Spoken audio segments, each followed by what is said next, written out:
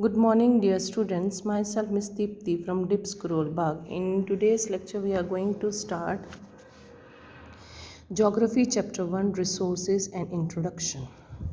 In this chapter, we are going to read about the different type of resources we found on the earth. And environment. It consists of all the living and non-living things that surrounded an organism. In an environment, living things are supplied with conditions that are necessary for their survival. So basically, what is an environment? Environment is non-living things. Living things जो कि सांस लेते हैं, जैसे कि humans हो गए, animals हो गए, these are the living things. And non living things जो कि सांस नहीं लेते हैं, जो those who are not breathing, जैसे आपके डेस्क आ गए, टेबल्स आ गए, बिल्डिंग्स आ गई, these are the non living things हो जाते हैं. तो ये ऑर्गेनिज़म जो है, इन सब के मिलने पर ही हम लोग सर्वाइव कर पाते हैं. हम एक दूसरे पे इंटरडिपेंडेंट हैं और हम एक दूसरे पर के बिना सर्वाइव नहीं कर पाएंगे. The earth is our environment. It supplies us with the air, water and food which are necessary for our survival. It also supplies us with metals such as iron, copper and gold, and with energy sources such as petroleum, natural gas and coal. All these are examples of natural resources. So natural अर्थ हमें सब कुछ देती है. खाने के लिए food देती है, फिर हमें एयर देती है सांस लेने के लिए, वाटर फॉर ड्रिंक देती है, अदर्स काम करने के लिए पानी की प्रोवाइड करती है. इसके अलावा भी अर्थ हमें मेटल्स देती है, और जो कि जिनको हम यूज़ करके अपने टूल्स बनाते हैं, अपने लिए अलग अलग चीज़ें बनाते हैं.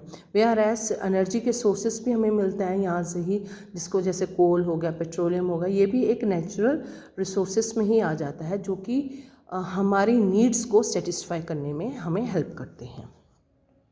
So now question arise, what are resources?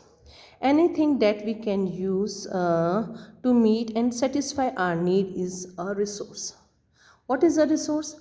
Anything that can meet and satisfy our needs. हमारी needs जो भी हमारी ज़रूरतें हैं उनको satisfy कर सके, उसको हम resources कहते हैं.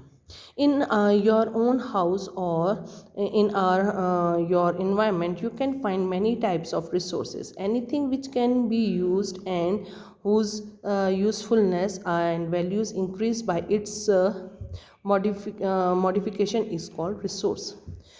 कि उसको या तो हम डायरेक्टली यूज़ कर सकते हो या उसको मॉडिफाई यानी कि उसका रूप चेंज करके किसी और ढंग से यूज़ करके हम उसको अपनी नीड्स को सेटिस्फाई करने के लिए यूज़ करते हैं. That is also known as resources.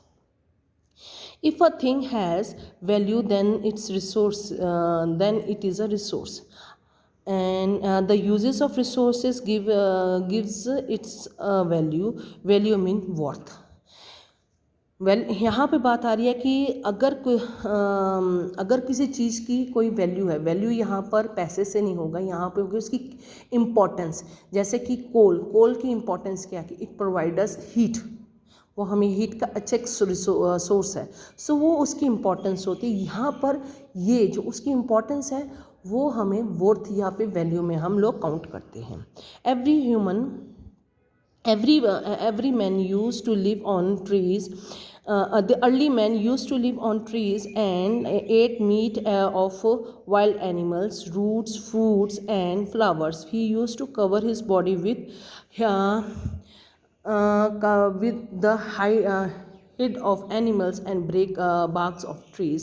Thus, the early men used to utilize the things nature in the form of resources. With the development of civilization, the knowledge of human beings increased, and along with the list of their needs also went on increase. सो यहाँ पे early humans की बात की जा रही है। Early humans जो थे, जैसे ही हमें नेचर से जैसा चीज़ मिलती थी हम उसको उसी रंग से यूज़ कर लेते थे, उसको चेंज नहीं करते थे। तो बट जैसे जैसे ह्यूमन बींग्स डेवलप करते गए वैसे वैसे हमने रिसोर्सेज को मॉडिफाई करना शुरू कर दिया एंड अपनी नीड्स को सेटिस्फाई करना शुरू कर दिया। इसमें धीरे रिसोर्सेज का डेवलपमेंट के साथ साथ हम लोग ने टेक्निकल डेवलपमेंट भी साथ साथ में होने से हमारी नीड्स भी बढ़ती चली गई हैं।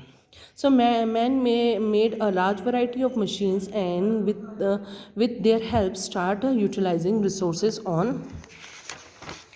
a large scale. Many different natural substances were used as a natural resources. Natural resources support mankind in three ways. Number one, they provide raw material, energy, and favorable condition for development. They make a natural environment suitable for human beings and other forms of life. Third, the diversity of natural resources is supportive to life in many ways. So natural resources हाँ human being को काफ़ी help करता है। तो ये 3 points उस चीज़ को describe करते हैं। Human beings are one of the most important natural resource. They have been making consist effort to develop technology which can change substance into resources. Human beings have actually exported and developed various substance and developed suitable technology through with their knowledge and ideas to create valuable resources. We know that discovery of fire has changed the lifestyle of early humans. The invention of wheel helped in the development of various means of transport. We also use the force of falling water to produce hydroelectricity.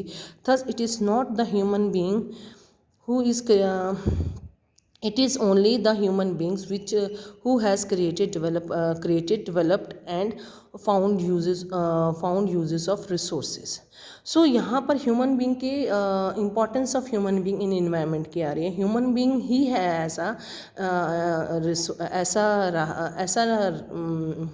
Natural resource रहा है जो कि other natural resources को सही ढंग से utilise करके अपनी नीड्स को सेटिस्फाई कर सका है।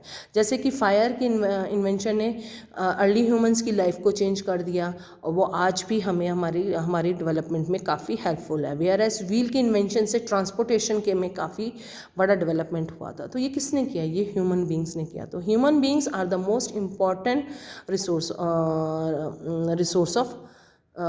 of natural resources. ठीक है। So in next lecture we are going to read about the different types of resources on the earth. Thank you very much. Have a nice day and welcome all of you in 8th class. Thank you.